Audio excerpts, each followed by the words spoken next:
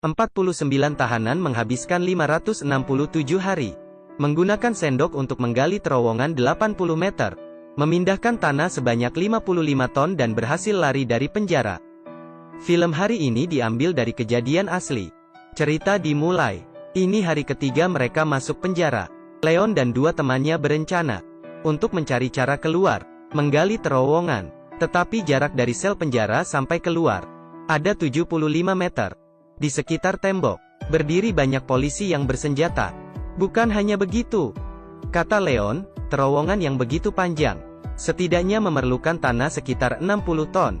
Jika tidak ada penyimpanan tanah yang besar, semuanya omong kosong saja. Kemudian Bigot menemui Rafael, mengatakan dia ingin bergabung. Tetapi karena tidak dekat, Rafael pura-pura bodoh. Hari kelima, mereka memilih dinding di belakang meja. Di sini tidak terlalu mencolok, dan sepertinya kurang kokoh. Pertama mereka perlu membuat pintu sekitar 70 cm, yang terbuat dari lumpur, agar tidak ketahuan. Tetapi mereka tidak ada peralatan, juga tidak ada bahan. Kemudian seorang temannya mengeluarkan obeng dari sebuah gitar. Mereka langsung memutuskan, mulai dari atap sel sebelah, membuat lubang dinding yang besarnya sama. Padahal sudah terbuka sedikit, seluruhnya malah roboh. Mereka terkejut. Leon coba untuk memeriksa ke atas, membuatnya terkejut. Ternyata di sini adalah lantai teratas penjara. Sudah tidak perlu memikirkan tempat penyimpanan tanah lagi. Tiba-tiba terdengar suara gitar dari temannya. Ini adalah kode pemeriksaan para penjaga penjara. Leon langsung mencampur kapur dengan telur, seperti membuat adonan, membentuk persegi dan menutupinya dengan poster wanita cantik. Baru saja siap membersihkannya, petugas penjara masuk ke dalam. Kemudian mereka membuat lumpur untuk menutup lubang. Hari ke-34, rencana penggalian terowongan dimulai. Dikarenakan tempatnya terbatas, mereka hanya bisa gantian menggali. Kemudian orang yang berbeda memindahkan tanahnya ke atap kamar sebelah. Untuk berjaga-jaga, mereka mengutus orang berjaga dan memberi kode. Hari ke-77, Rafael membawa tas yang berisi tanah seperti biasa. Tidak terpikir datang seorang polisi. Dia bertanya apa isi tas Rafael. Rafael sengaja menjawab 4 bom bakar dan 5 bom granat. Saat buka tas melihat isi baju dan kalengan, polisi tidak lanjut mengecek. Hari ke-83, tanah di atap sudah tumpuk menjadi bukit. Tetapi setelah diukur, penggaliannya tidak sampai 4 meter. Jika kecepatan terus seperti ini, maka mereka butuh waktu 4 tahun untuk menggali 75 meter. Saat ini sedang mengadakan pemilihan umum. Jika terjadi kekacauan, situasi di dalam penjara akan semakin memburuk. Sehingga Leon memutuskan untuk menambah orang. Setelah analisis, mereka seleksi lebih dari 100 tahanan, dan memilih belasan tahanan yang bisa dipercaya dan berkemampuan. Karena tim pelarian ini semakin besar, mereka membuat jadwal yang ketat. Setiap hari harus menggali 100 kg. Sehari 4 shift dan setiap shift 2 jam.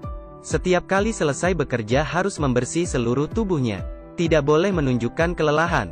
Selain itu, mereka harus tahu waktu penggantian shift setiap polisi, dan kebiasaan patrolinya. Untuk mengurangi risiko, mereka melubangi plafon di setiap kamar, untuk mempercepat penyampaian tanah dan informasi. Suatu hari Leon sedang menggali.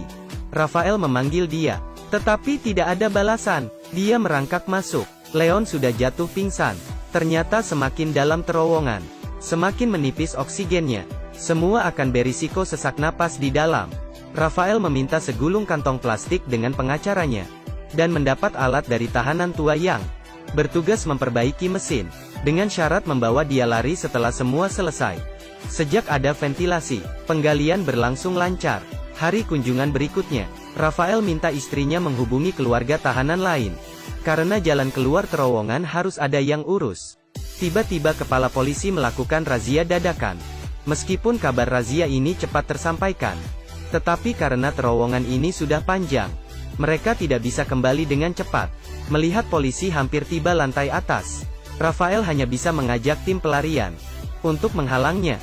Memanfaatkan kekacauannya, orang yang menggali akhirnya selesai menutupi lubang. Tetapi konsekuensi dari kerusuhan ini berat. Rafael yang memulai dipukuli dan dikurung. Hari ke-413, mereka sudah menggali 50 meter lebih. Belum sempat senang, Rafael, Leon, dan Jerman 3 orang ini masuk koran karena hukuman mati mereka. Ternyata karena kerusuhan sebelumnya membuat kepala polisi marah.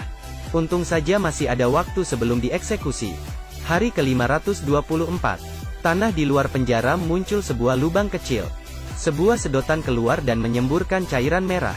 Tidak lama, seorang pria membawa seekor anjing menghampiri. Berkeliling sesaat kemudian pergi. Tidak lama kemudian ayah Leon membawakan kabar buruk. Mereka menyimpang dari tujuan sebesar 40 inci. Jalan keluar sekarang, tepat di dalam jangkauan lampu sorot.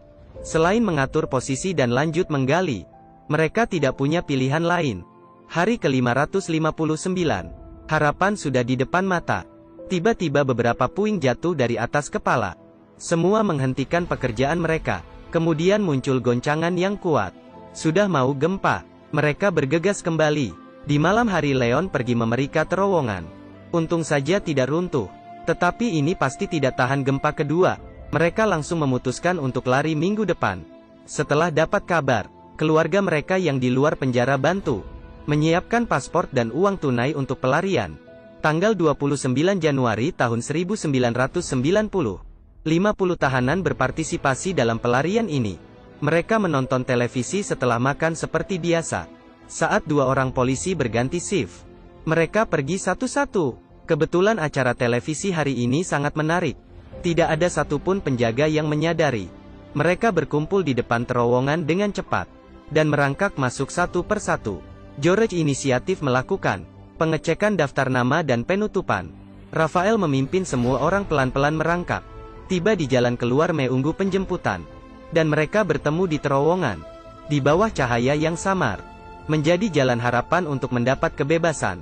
Dan orang yang menjemput di luar sudah menemukan jalan keluar terowongan. Dengan jatuhnya tanah, akhirnya membuka semua jalan. Tidak sempat berpikir banyak, Rafael memanjat ke atas.